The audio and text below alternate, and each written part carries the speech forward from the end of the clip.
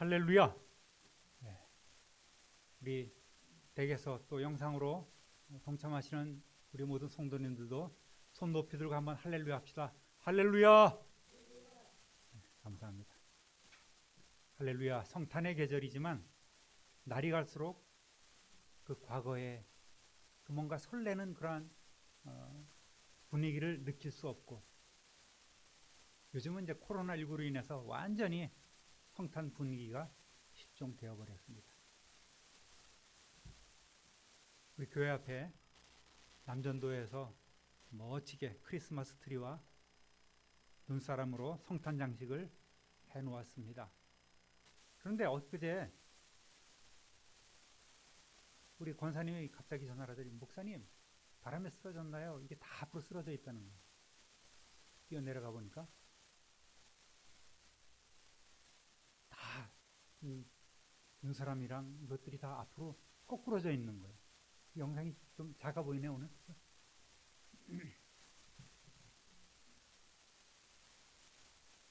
다 찌그러져 보이는 거예요. 그래서 어떤 놈이 그랬을까? 화가 나갖고 이제 블랙박스를 확인하고 신고할까 이렇게 생각하다가, 요즘은 또 교회가 하도 욕먹잖아요. 아마도 교회에 불만을 품은 사람이 그랬으리라 생각하고 마음속으로 기도한 후에 용서를 해주었습니다. 잘했죠? 목사 같죠? 네. 뭐 블랙박스 교회 것도 있고 뭐 있는데 확인 안 했어요. 아마도 홧김에 뭐 술김에 교회에다가 분필을 했으리라 이렇게 생각을 하고 용서를 해주었습니다. 오늘은 여자의 후손으로 오신 예수라는 제목으로 함께 은혜를 나누도록 하겠습니다. 잘 다루지 않는 그런 주제이기도 합니다. 예수님은 여자의 후손으로 예언되신 분입니다. 하나님과 사람이 최초에 맺은 계약, 즉 원시 계약은 한 가지였어요. 선악을 알게 하는 나무의 열매를 먹으면 복받고 먹지 않으면 죽으리라, 정령 죽으리라. 한 가지 아주 단순하고 명쾌한 계약이었습니다. 창세기 1장 16절 17절, 여호와 하나님이 그 사람에게 명하여 이르시되 동산 각종 나무의 열매는 네가 임의로 먹되 선악을 알게 하는 나무의 열매는 먹지 말라. 네가 먹는 날에는 반드시 죽으리라 하시니라. 지키면 복이에요.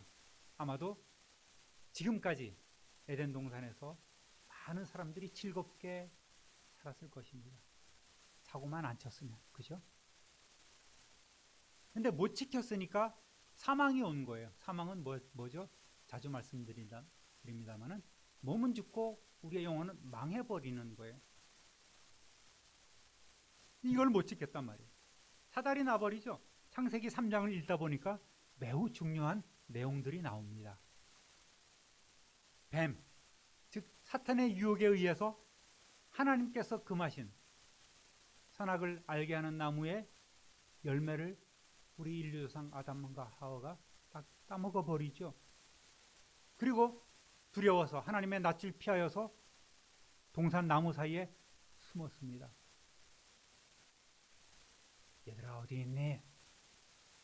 하나님께 딱 걸리셨잖아요. 하나님께서는 먼저 아담에게 죄를 추궁하십니다. 그러면 너 왜 이랬어? 그러면은 우리 같으면, 여러분 같으면, 아유 하나님 잘못했습니다. 제가 그만 실수를 하고 말았습니다. 용서해 주십시오. 그래서 무릎 꿇고 그냥 이렇게 용서를 구했을 터인데, 반성해야 되는데 아담은 비겁한 변명으로 일관하고 있는 거예요. 12절 보니까 아담이 이르되 하나님이 주셔서 나와 함께 있게 하신 여자, 그가 그 나무 열매를 내게 주므로 내가 먹었나이다. 뭐예요? 난 잘못 없고 여자를 만들어서 내게 보내주신 하나님에게 책임이 있다는 거예요. 그래서 하나님을 공격하고 있는 이런 아담의 모습을 보게 됩니다. 어느 틈엔가 사탄의 성품이 그의 마음속에 죄로 인해서 들어가게 된 거예요.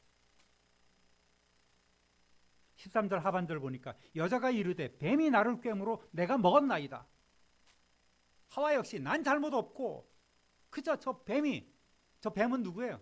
하나님의 창조물이잖아요. 뱀이 꿰어서 먹었을 뿐입니다.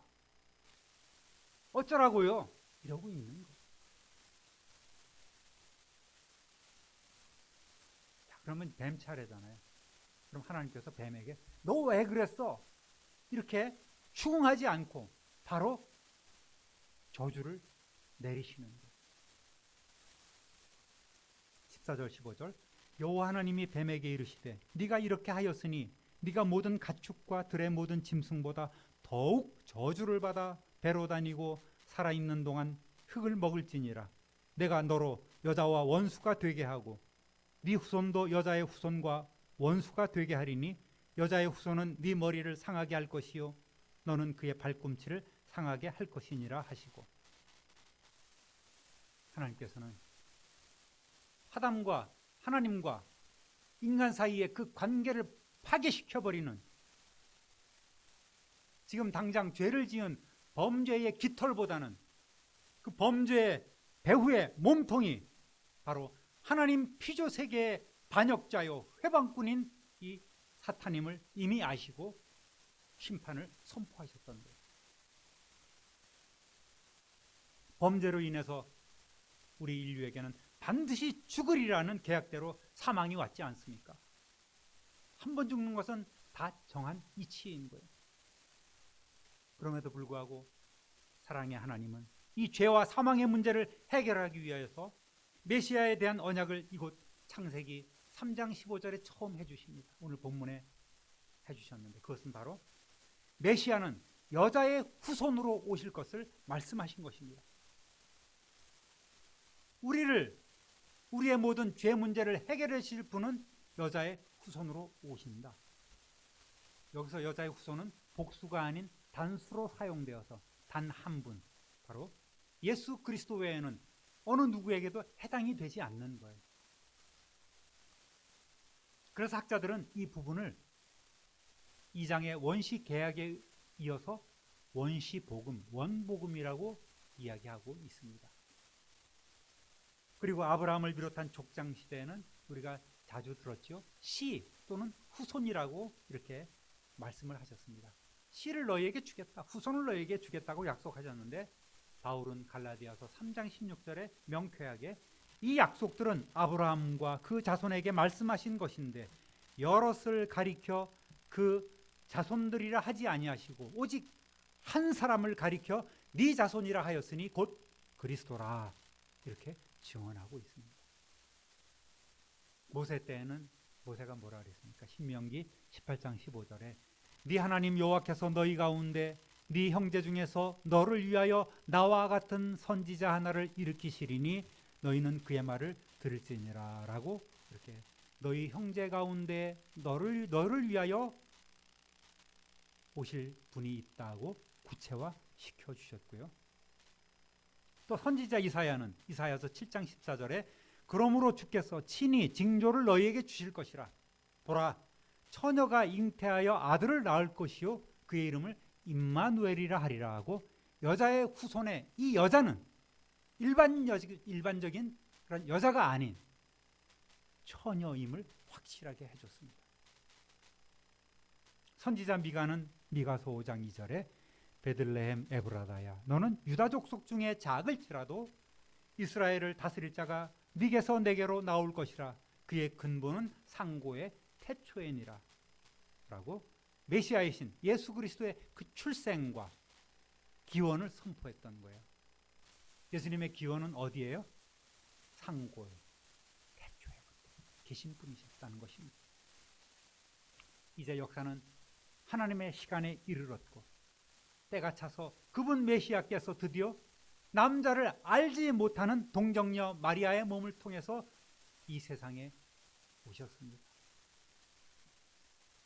아담은 어떻게 만들어졌죠? 하나님께서 흙으로 직접 빚으시고 그 코에 생기를 불어넣으셔서 만드셨습니다. 하와는 어떻게 만들었죠? 그렇게 만든 아담의 갈빗대 하나를 취해서 하와도 만드셨습니다.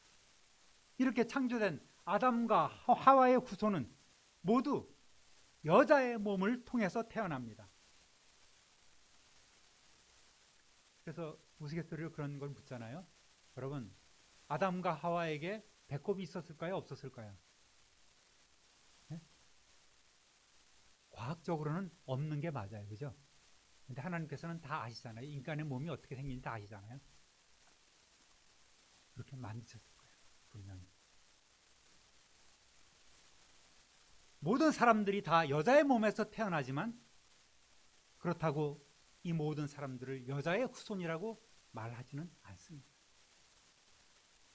마태복음 1장에 나오는 예수님의 족보를 보면 역시 명쾌하게 모든 계보가, 모든 족보가 남자를 통해 내려옴을 보여줍니다. 아브라함이 이삭을 낳고, 또 야곱은 유다와 그의 형제들을 낳고 또 낳고, 중간에 여자들이 등장하기는 하지만 유다는 다말에게서 낳고, 살몬은 라합에게서 누구를 낳고, 보아스는 룻에게서 누구를 낳고, 다윗은 우리아의 아내에게서 누구를 낳고, 야곱은 마리아의 남편 요셉을 낳았으니 마리아에게서 그리스도라 칭하는 예수가 나시니라. 이렇게 요셉까지는 남자가 누구에게서 낳았다고 이렇게 능동태로, 문법적으로 좀 어렵지만 능동태로 누가 낳았다, 아브라함이 이삭을 낳았다, 이렇게 표현하고 있어요. 그런데 16절에서는 요셉이 낳은 것이 아니라 야곱은 마리아의 남편 요셉을 낳았으니 마리아에게서 예수 그리스도라 칭하는 예수가 나시니라.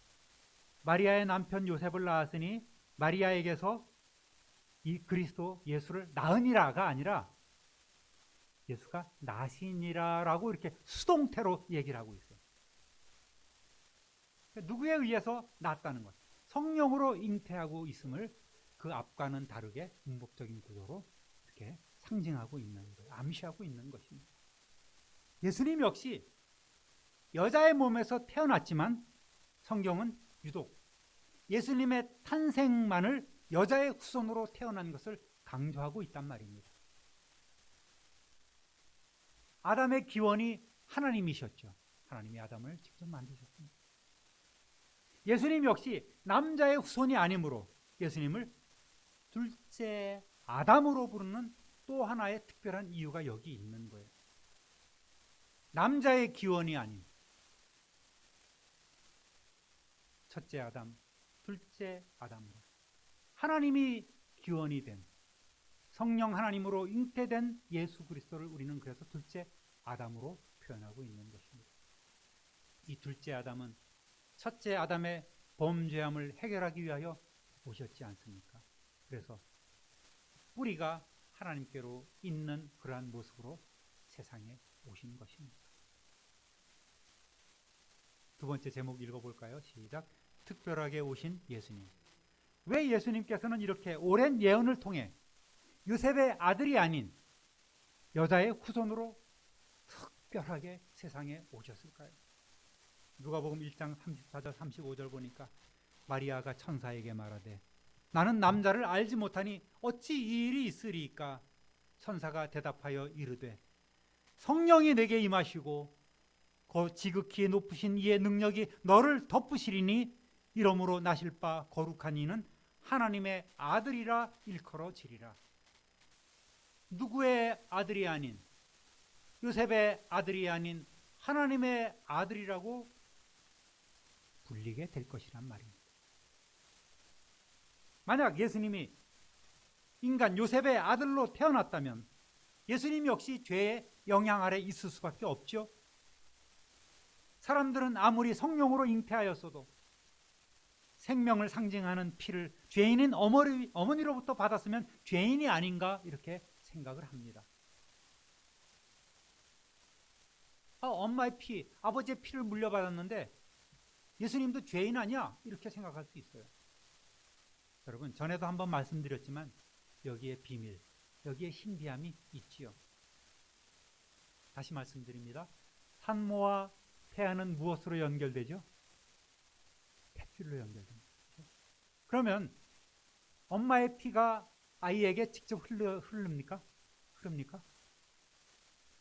탯줄을 통해서 이게 혈관이 이어져서 엄마의 피가 아들의 자녀에게 이렇게 흘러갑니까? 흘러갔다 돌아옵니까? 그럼 뭐예요? 그렇죠. 탯줄은 영양분만을 삼투압작용으로 아이에게 전해줄 뿐인 거예요. 엄마의 피가 아이에게 흐르면 큰일 납니다. 왜? 아이의 혈액형하고 엄마의 혈액형하고 다른 경우가 많아요. 같은 경우도 있지만 다른 경우도 참 많잖아요. 그죠? 그러니까 결코 엄마의 피가 아이들에게 흐르지 않는 거예요. 다른 거예요. 그거는 피가 다르다는 건 뭘 의미하죠? 여기서 놀라운 하나님의 창조 섭리도 또 이런 죄 해결에 인간으로 오신 예수 그리스도께서 여자의 후손으로 오셨다는 의미를 우리가 여기서 파악할 수 있게 되는 거예요. 아, 그렇구나. 예수님은 마리아와는 상관이 없구나. 마리아의 몸을 빌렸을 뿐이구나 라고 이렇게 생각할 수 있는 거예요. 예수님만이 그렇습니다. 세상의 모든 사람들은 다 남자의 씨로 우리 조상들 김씨 쭉 거슬러 올라가면 아담 이렇게 기원이 되는 것입니다. 근데 예수님만은 아담이 기원이 아닌 바로 하나님이 기원이 되는 거예요. 예수님은 성령으로 잉태되셨으므로 예수님은 요셉 즉 남자의 후손이 아니란 말입니다. 죄의 씨앗이 있지 않다는 말입니다. 예수님은 날 때부터 거룩한 이로 불릴 수 있었던 것은 바로 거룩한 성령으로 잉태되셨기 때문입니다. 예수님은 인간으로 태어났지만 그래서 죄가 없는 거룩한 이 하나님의 아들로 불릴 수 있는 유일한 분이셨던 거예요. 구약에서는 짐승을 잡아서 하나님께 속죄의 제사를 드렸습니다. 왜? 생명이 피에 있으므로 그 피가 죄를 사하는 거예요. 그래서 피 흘림이 없으면 죄 사함이 없다고 이렇게 성경은 강조합니다. 그래서 해마다 똑같은 제사를 하나님 앞에 드려야 되는 거예요. 아이고 작년에 지은 죄, 올해 지은 죄 하나님 앞에 나와 속죄 제물로 하나님 앞에 제사를 드려야만 했습니다. 그래서 히브리서 10장 4절에 보니까 이는 황소와 염소의 피가 능히 죄를 없이 하지 못함이라. 매년 죄를 생각나게 하고 매년 이렇게 제사를 하나님 앞에 드렸던 불완전한 제사의 시대였단 말입니다. 그래서 이 문제를 해결하시기 위한 분이 세상에 오셔야 되는 거예요. 그런데 그분이 갖춰야 될 조건이 있지 않습니까? 사람이어야 되고 죄가 없으셔야 되고 온 세상 사람들의 모든 죄를 사해 주실 만한 능력이 있는 분이 세상에 오셔야 되는 거예요. 그 모든 자격을 갖추신 분이 누구예요? 예수 그리스도란 말입니다. 근본 하나님의 본체이셨어요. 온 세상 사람들의 죄를 사해 주실 만한 능력이 있는 예수님만이 제물의 조건을 완벽하게 갖췄으므로 하나님께서 정하신 대로 순종하여 여인의 후손으로 사람의 몸을 입고 오셨던 것입니다. 그래서 예수님께서는 십자가에서 완전히 그 보배로운 피를 흘려주심으로 구약시대 불완전한 제사를 폐하시고 완전한 제물로 당신의 피로써 하나님의 보좌 앞에 나아가 완전한 제사를 드리실 수 있었습니다. 그래서 오늘 우리 모두 그 예수 그리스도 이름을 믿는 모든 이들은 그 보혈의 공로로 인하여 우리도 휘장을 열고 담대히 하나님의 보좌 앞에 나갈 수 있는 왕같은 제사장이 된 줄로 믿습니다. 할렐루야. 사랑하는 성도 여러분, 오늘 본문 창세기 3장 15절을 통해서 약속해 주신 여자의 후손은 예수님의 동정녀 탄생을 통하여 이루어졌습니다. 또 다시 오시겠다고 하신 예수님의 말씀은 반드시 이루어질 것입니다. 성탄을 축하하며 예수님이 오셨음을 기뻐하는 저와 여러분들, 반드시 이제 다시 오실 예수님은 철창 권세를 가지고 온 세상을 심판하실 주님으로 다시금 오실 줄 믿습니다. 그때 완벽한 두 번째 성탄이 되는 줄 믿습니다. 높고 높은 보좌에 계신 성자 하나님께서 성부 하나님의 말씀에 순종해서 여자의 후손으로 오셔서 우리의 모든 죄를 사해 주시고 하나님의 자녀가 되도록 길을 열어주신 우리 구주 예수 그리스도의 거룩한 탄생의 기쁜 소식을 이웃에게 열심으로 전하는 저와 여러분 되시기를 주님의 이름으로 부탁드립니다. 어젯밤에 생각해 봤어요. 야, 올해 성탄은 코로나19가 왜 왔을까 또 생각을 하는 거예요. 늘 감사하자 그랬죠. 올해 코로나19를 우리에게 주신 것은 예년 같으면 괜히 들떠갖고 밖에서 이 친구 만나고 저 친구 만나고 밤새도록 이렇게 돌아다니지 말고 온 가족이 한 자리에 모여서 좀 더 의미 있고 각별한 성탄으로 맞이하라고 하나님께서 특별히 우리에게 주신 기회로 아시고 할렐루야, 하나님께서 감사로 영광 돌리는 저와 여러분 또 가정 되시기를, 우리 삼빈누리교회 공동체 되시기를 우리 구주 예수 그리스도의 이름으로 축원합니다. 축원합니다. 축원합니다. 기도합니다. 참 좋으신 하나님 아버지, 여자의 후손으로 예언되시고 그 말씀대로 여자의 후손으로 세상에 오셔서 우리의 모든 죄 문제를 해결해 주시고 이제 다시 심판주로 세상에 오실 예수님을 사모하며 찬양하며 이 시간 영광을 올려드립니다. 세상을 끝까지 이처럼 사랑하시고 우리에게 구원을 선포하시고 그 약속을 성실하게 이루어 주신 존귀하신 하나님 아버지, 주님의 날에 그 재림 시간에 우리 모두가 정결한 신부로 불려 올림 받도록 성령 하나님 날마다 우리와 동행하여 주옵소서. 이 성탄의 기쁜 소식을 온 세상에 널리 전할 수 있는 복음의 증인들이 다 되게 하여 주옵소서. 올해는 코로나19로 인하여 더 특별한 성탄을 맞이하게 하심도 감사합니다. 가족끼리 사랑하며 우애하며 하나님 앞에 온전한 성탄 예배를 드리는 우리 모두가 되게 하여 주옵소서. 감사와 찬송과 영광을 하나님께 돌려오며 살아계신 우리 구주 예수 그리스도의 이름으로 축복하며 기도 올리옵나이다. 아멘.